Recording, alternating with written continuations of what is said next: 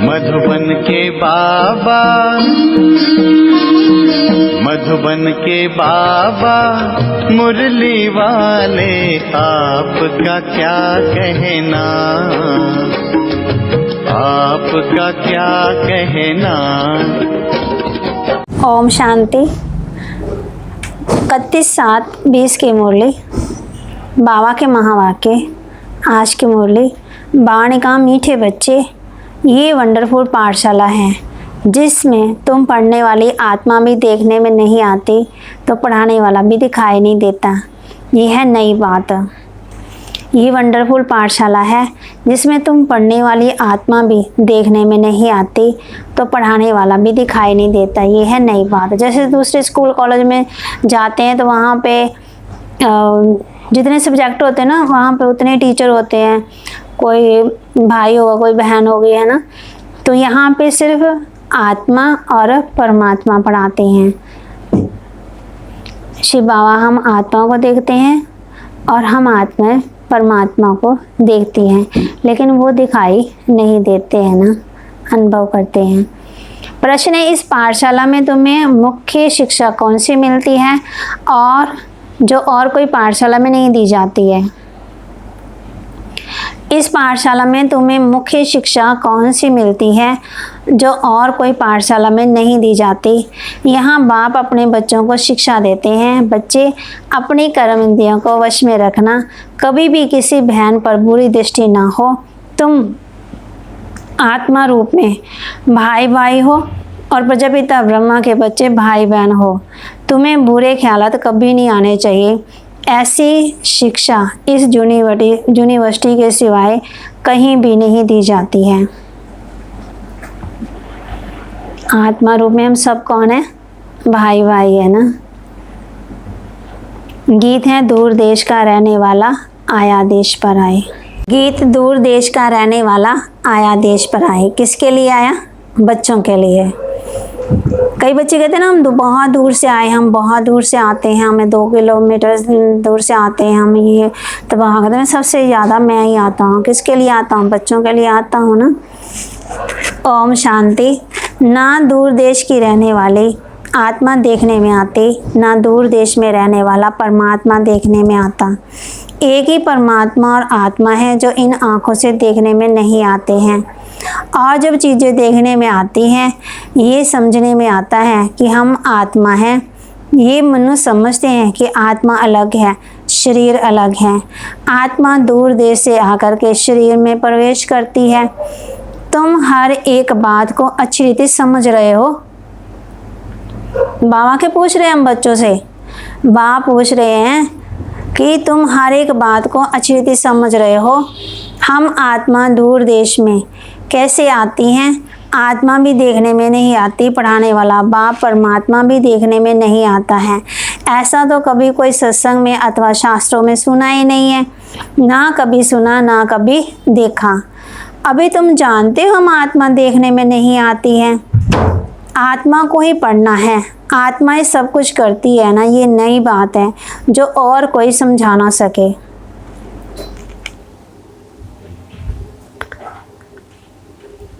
परमपिता परमात्मा जो ज्ञान का सागर है, वह भी देखने में नहीं आता, निराकार पढ़ाए कैसे?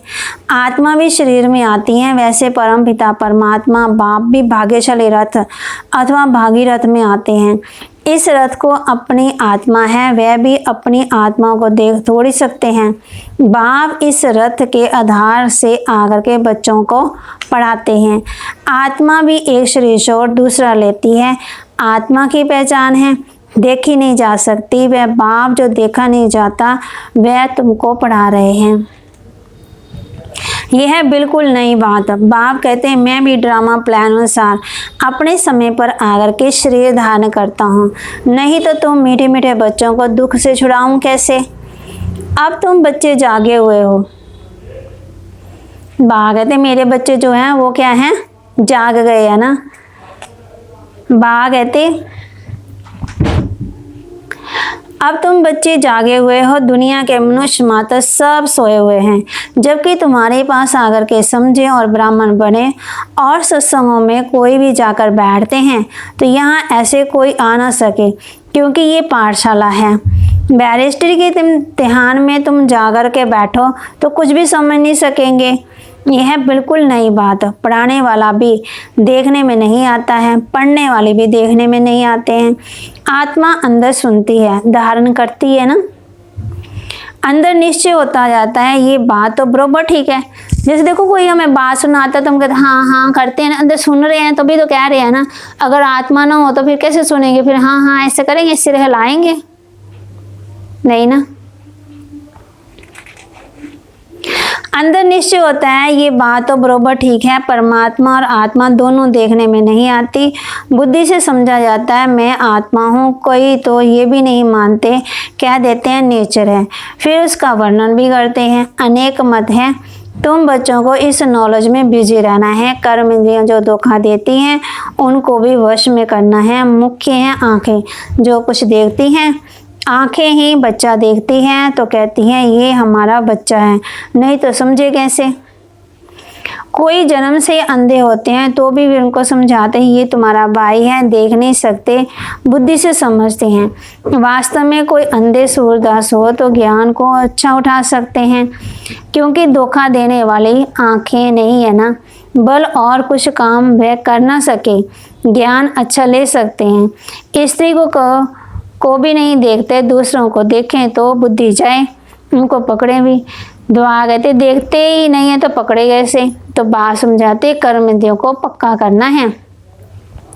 क्रिमिनल अर्थात बुरी दृष्टि से किसी भी बहन को नहीं देखना है। तुम भी बहन भाई हो, बुरी दृष्टि का जरा भी ख्याल ना आए। बल आजकल दुनिया में है ही कलयुग, भाई बहन भी खराब हो पड़ते, परंतु लाओ मीज भाई बहन के बुरे ख्यालात नहीं रहेंगे ना। बाबा हम बच्चों को कहते हैं कि बच्चे अपनी आत्मिक स्मृति में रहो। हम एक बाप के बच्चे हैं, बाबा डायरेक्शन देते हैं तुम ब्रह्मा कुमार कुमारियां हो, तो ये ज्ञान पक्का हो जाना चाहिए कि हम भाई बहन हैं, हम आत्मा भगवान के बच्चे भाई भाई हैं। फिर शरीर में प्रजापिता ब्रह्मा द्वारा भाई बहन बनते हैं, क्योंकि अडॉप्ट होते हैं। बुरी दृष्टि जा ना सके, ये पक्का समझो कि हम आत्मा हैं। बाबा हमको पढ़ाते हैं, हम आत्मा पढ़ते हैं इस शरीर से, ये आगरण से ना, हम आत्मा इनसे अलग हैं। इन कर्म इंद्रियों से हम कर्म करता हूँ, मैं कर्म इंद्रियों थोड़ी हूँ, मैं तो इनसे नियारी आत्मा हूँ। ये शरीर लेकर पाठ बजाता हूँ, सो भी अलौकिक, और कोई मनुष्य ये पाठ नहीं बजाते हैं, तुम बजाते हो ना। घड़ी घड़ी अपने को आत्मा समझ बाप को याद करना है, फिर वही हमारा टीचर भी है और गुरु भी है। मैं साकार, बाप टीचर गुरु अलग अलग होते हैं। ये निराकारी एक ही बाप टीचर गुरु है। यहाँ बच्चों को अब नई शिक्षा मिल रही है। बाप टीचर गुरु तीनों निराकारी हैं। हम भी निराकार आत्मा पढ़ती हैं, तब तो समझा जाए आत्मा परमात्मा अलग रहे बहुकाल। मिलना यहाँ ही होता है, जबकि बाप को आकर के पावन बनाना होता। मूल वतन में आत्माएं जाकर मिलेंगी, वहाँ तो कोई खेल नहीं है, वह तो अपना घर है, वहाँ सब आत्मा रहती हैं। अंत में सब आत्मा वहाँ चली जाएंगी। आत्मा जो पार बजाने आती हैं वह बीच में वापस जा ही नहीं सकती हैं। अंत तक पार बजाना है। बाबा कहते हैं जन्म तो लेते रहना है ताकि सब आ जाए, सतो प्रधान से सतो रजो तमो में आ जाए। फिर पिछाड़ी में नाटक पूरा होता है तो तमो प्रधान से सतो प्रधान बनना है। बाप सब बातें तो ठीक ही समझाते हैं। ज्ञान मार्ग है ही सत्य, सत्यम शिवम सुंदरम कहा जाता है। सत्य बोलने वाला एक बाप है। इस संगम पर पुरुषार्थी बनने के लिए एक ही सत्संग में संग होता है। बाप जब आते हैं तो बच्चों से मिलते हैं, तब उसको ही सत्संग कहा जाता है। बाकी सब है कुसंग, गाया भी जाता है सत्य का संग तारे, कुसंग बोरे। कुसंग है रावण। बाप कहते हैं मैं तो तुमको पार ले जाता हूँ। फिर तुमको डुबोते कौन है, तमो प्रधान कैसे बन जाते हैं वह भी बताना पड़े। सामने दुश्मन है माया, शिव बाबा है मित्र, उनको कहा जाता है पतियों का पति। ये महिमा कोई रावण की नहीं है। कौन सी महिमा? पतियों का पति। कोई भी मनुष्य मात्र नहीं जानते हैं कि रावण कौन है, कब आते हैं, क्यों जलाते हैं। ब्लाइंड फेथ है ना। तुम बच्चों को समझाने की अथॉरिटी है। जैसे वह शास्त्र अथॉरिटी से सुनाते हैं, सुनने वाले भी बड़े मस्त होते हैं, पैसे देते रहते हैं। संस्कृत सिखाओ, गीता सिखाओ, इसके लिए बहुत पैसे देते हैं। बाप समझाते हैं, बच्चे तुम कितना waste of time, waste of money करते आए हो। क्या करते आए? वेस्ट ऑफ टाइम और वेस्ट ऑफ मनी। अब कहते waste of time, waste of money नहीं करनी है ना, समय को सफल करना है। तुम्हारे पास जो इस ब्राह्मण कुल के होंगे वे आते रहेंगे, इसलिए तुम प्रदर्शनी आदि करते हो। यहाँ का फूल होगा तो आएगा जरूर। ये झाड़ बढ़ता जाता है। बाप ने बीज लगाया है, एक ब्रह्मा, उनसे फिर ब्राह्मण कुल होता। एक से बढ़ते गए, पहले घर वाले, फिर मित्र संबंधी, आसपास वाले आने लगे। फिर सुनते सुनते कितने आ जाते हैं। समझते हैं ये भी सत्संग है, परंतु इसमें पवित्रता की मेहनत है। जिससे हंगामा हुआ अब भी रोते रहते हैं, इसलिए गालियां देते हैं, कहते हैं भगाते हैं। पटरानी बनाते थे, पटरानी तो स्वर्ग में ही बनेगी ना, जरूर यहाँ पवित्र बनाया होगा। तुम सबको सुनाते हो। ये महारानी महाराजा बनने के लिए नॉलेज है, नर से नारायण बनने की सच्ची सच्ची कथा तुम सच्चे भगवान से सुनते हो। इन लक्ष्मी नारायण को कोई भगवान भगवती कह ही नहीं सकते, परंतु पुजारी लोग नारायण के चित्र को इतना नहीं मानते जितना कृष्ण को। कृष्ण के चित्र बहुत खरीद करते हैं। कृष्ण का इतना मान क्यों है? क्योंकि छोटा बच्चा है ना।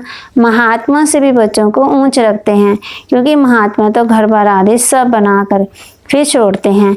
कोई बाल ब्रह्मचारी भी होते हैं, परंतु उनको मालूम है काम, क्रोध, लोभ, मोह क्या है।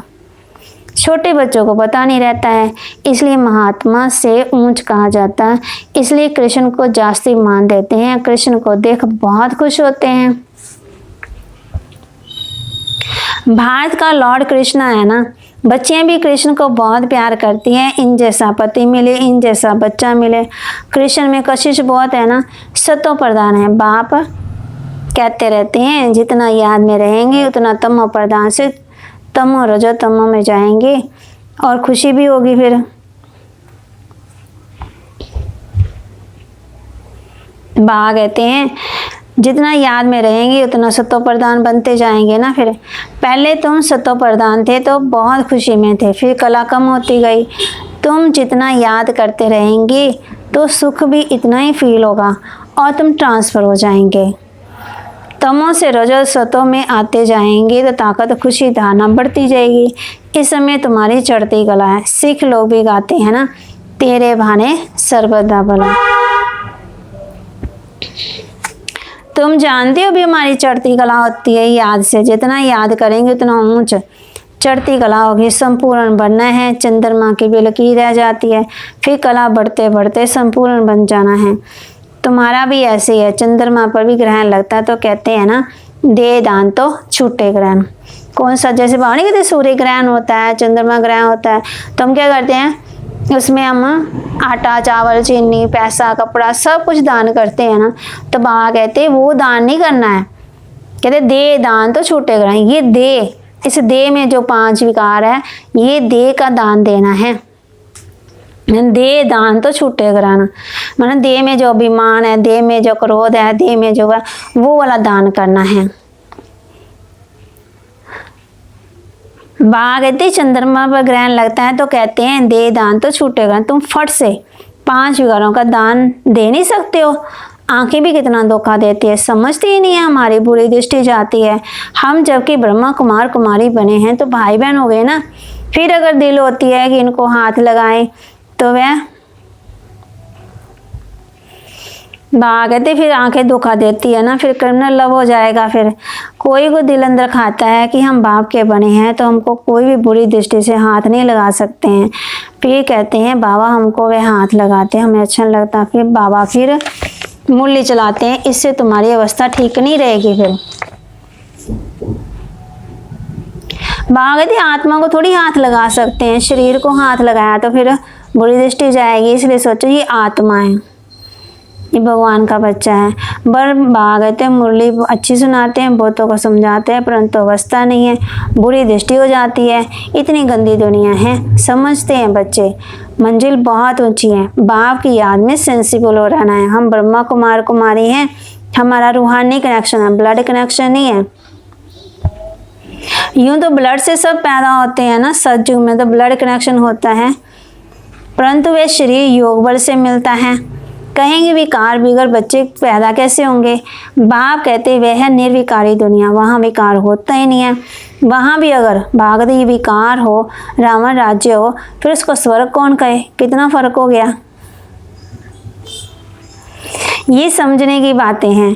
बुरी दृष्टि मिट जाना बड़ी मेहनत लगती है। कॉलेजों में बच्चे बच्चियाँ इकट्ठे पढ़ते हैं तो बहुतों की क्रिमिनल आई हो जाती है।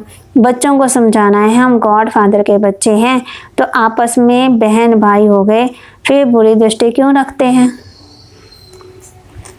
सब कहते हैं हम ईश्वर की संतान है, आत्मा तो हुई निराकारी संतान। फिर बाप रचते हैं तो जरूर साकारी ब्राह्मण रचेंगे ना। प्रजापिता ब्रह्मा तो साकार होगा ना, वह हो गई अडॉप्शन, बच्चे गोद के बच्चे। मनुष्यों की बुद्धि में बिल्कुल नहीं आता है कि प्रजापिता ब्रह्मा द्वारा सृष्टि कैसे रची। तब आ गए थे तुम प्रजापिता ब्रह्मा के बच्चे, ब्रह्मा कुमार कुमारियां भाई बहन ठहरे। बुरी दृष्टि बड़ी खबरदारी चाहिए।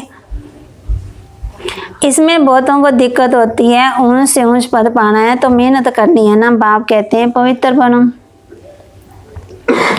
इनका भी कोई मानते हैं कोई नहीं मानते, बड़ी मेहनत है, मेहनत बगैर ऊंच कैसे बनेंगे। बच्चों को खबरदार रहना है। भाई बहन का अर्थ ही है एक बाप के बच्चे, फिर बुरी दृष्टि क्यों जानी चाहिए।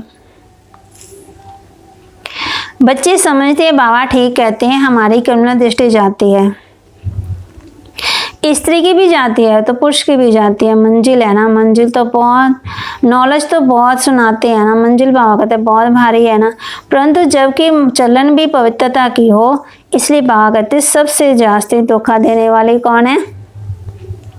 आंखें हैं। कल की मुरली में भी कहा था ना बाबा ने, आंखें धोखा देती है, और आज की मुरली ये नहीं कि आंखें बंद कर देनी है।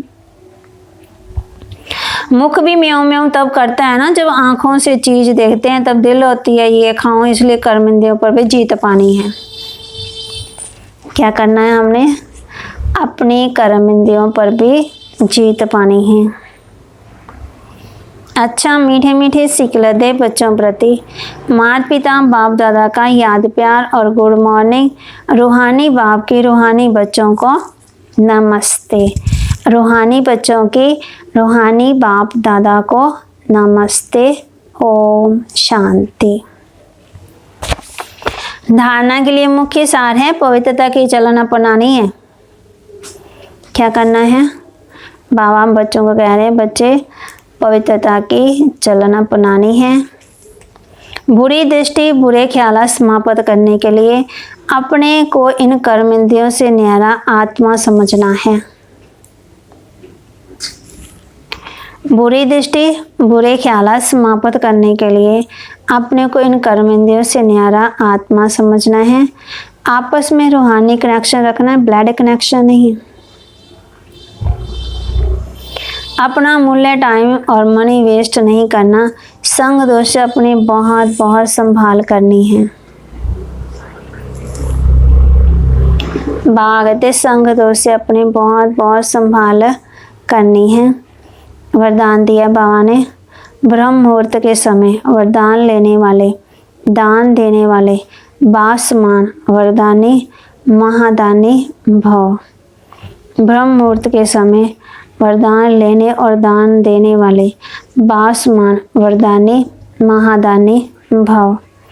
ब्रह्म मुहूर्त के समय विशेष ब्रह्मलोक निवासी बास मां सूर्य की लाइट और माइट की किरणें बच्चों को वरदान के रूप में देते हैं। साथ साथ ब्रह्मा बाप भाग्य विदाता के रूप में भाग्य रूपी अमृत बांटते हैं। सिर्फ बुद्धि रूपी कलश अमृत धारण करने योग्य हो, किसी भी प्रकार का विघ्न या रुकावट ना हो, तो सारे दिन के लिए श्रेष्ठ स्थिति व कर्म व मुहूर्त निकल सकते हैं। क्योंकि अमृतले का वातावरण ही वृत्ति को बदलने वाला होता है, इसलिए उस समय वरदान लेते हुए दान दो, अर्थात वरदानी और महादानी बनो। स्लोगन: क्रोधी का काम है क्रोध करना, और आपका काम क्या है? क्रोधी का काम है क्रोध करना, और आपका काम है स्नेह देना। कोई कितनी भी गालियां दे, कुछ भी करे, आपका काम है स्नेह देना। ब्रह्मा बाबा को भी कितनी गालियां देते थे ना लोग, तो बाबा भी सबको क्या देते थे? स्नेह देते थे ना। इसलिए बाबा कहते आप बच्चों ने भी सबको क्या देना है? स्नेह देना है। गीता दूर देश का रहने वाला आया देश पर आए। ओम शांति।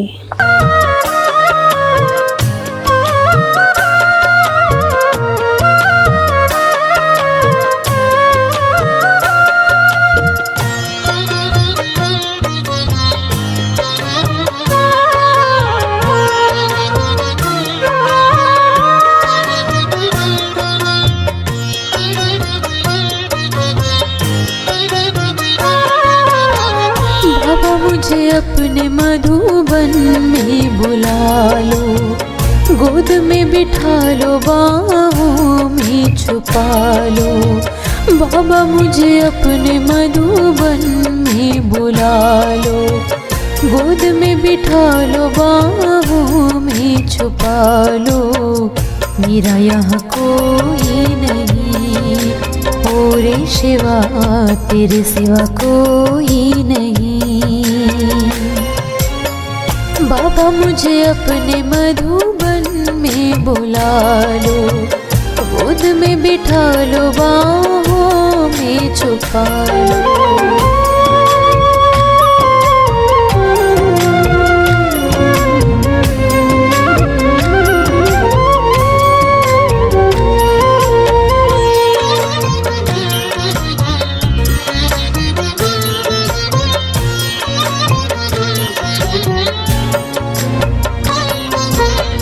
ना यहाँ मेरा कोई है अपना, जल बिन मछली जैसा तड़पना। आओ बाबा मुझको संभालो, माया की चंगुल से मुझको निकालो। ओ मेरे बाबा मुझे गले से लगा लो, मेरा यहाँ कोई नहीं, और शिवा तेरे सिवा कोई नहीं। ओ बाबा मेरे तेरे सिवा कोई नहीं, ओ बाबा मेरे तेरे सिवा कोई नहीं।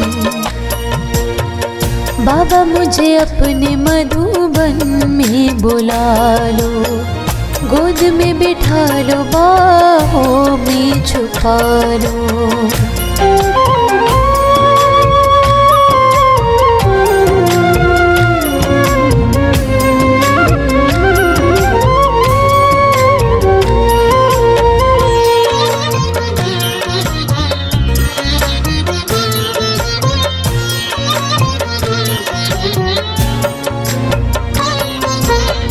गोद में तेरे अब तक पली हूँ, सतयुग त्रेता श्रीमत पे चली हूँ।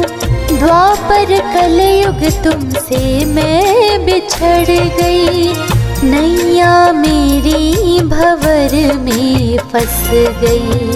संगम पे आके मुझको संभालो, मेरा यहाँ कोई नहीं। ओ रे शिवा तेरे सिवा कोई नहीं। ओ बाबा मेरे तेरे सिवा कोई नहीं। ओ बाबा मेरे तेरे सिवा कोई नहीं। बाबा मुझे अपने मधुबन में बुला लो, गोद में बिठा लो, बाहों में छुपा लो।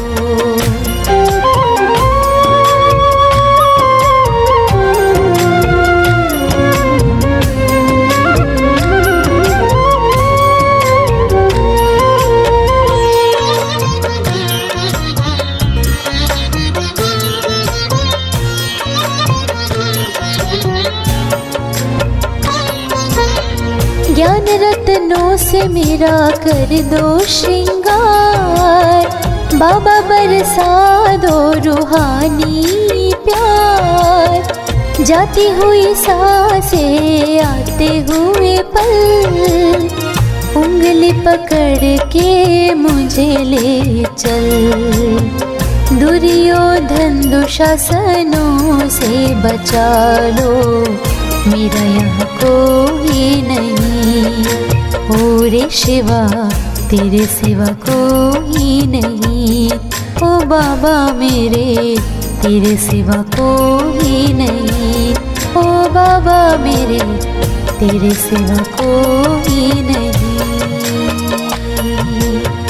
बाबा मुझे अपने मधुबन में बुला लो, गोद में बिठा लो, बाहों में छुपा लो।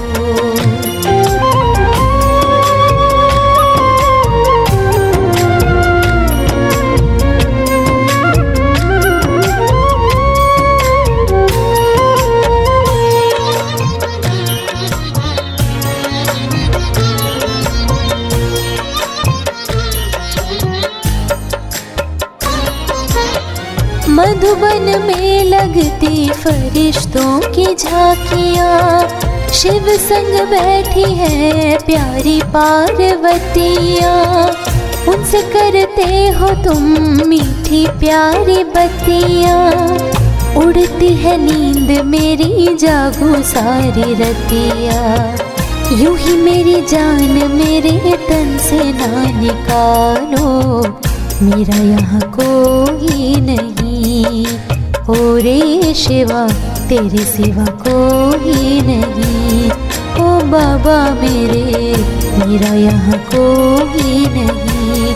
ओ बाबा मेरे तेरे सिवा कोई नहीं। बाबा मुझे अपने मधुबन में बुला लो, गोद में बिठा लो, बाहों में छुपा लो।